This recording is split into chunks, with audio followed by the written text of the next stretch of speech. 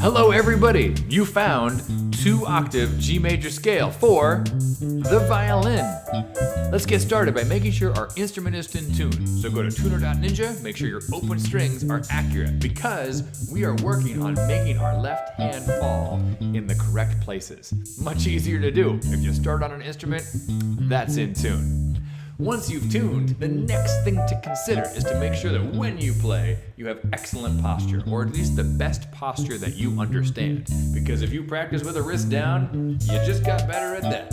If you practice with your elbow to the side, you just got better at that. Which means when you finally notice that you said, oh no, I've been playing wrong for all these weeks, months, or years, then you have to re-practice how to play in tune and re-practice where the notes go. So, take time to save time. Do a good job now, and then you can keep those habits forever. Alright, since you're in tune, here is the G major 2-octave scale. Let's look and see what we have here. G, A, B, C, D, E, F sharp, and G. There's one sharp in the key signature, F sharp. Now you're probably pretty comfortable playing F sharp, but one of the things that happens with this key signature is sometimes we forget that on the A string, we're playing low second finger C. So let's work our way up there, shall we?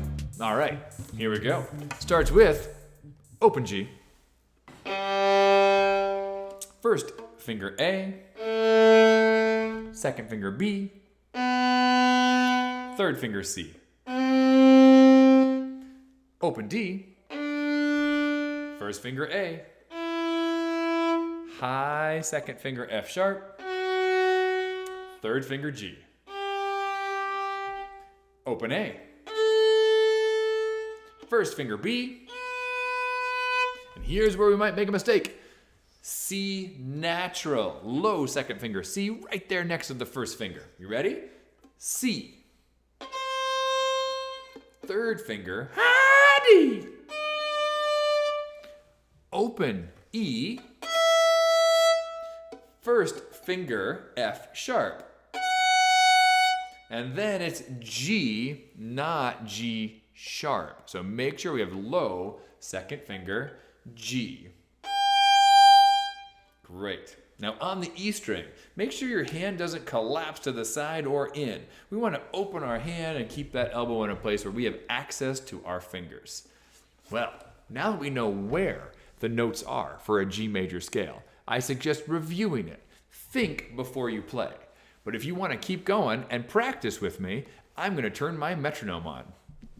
It's set to 60 beats per minute. I'm going to play half notes. This way, I can think before I play. I'm going to go slowly enough that I'm paying attention and predicting the distance to the next note. I'm going to listen to make sure I'm in tune, and I'm going to make sure that I'm making the most beautiful sound that I know how. So here's G major, half notes. Ready, set, G major, and A.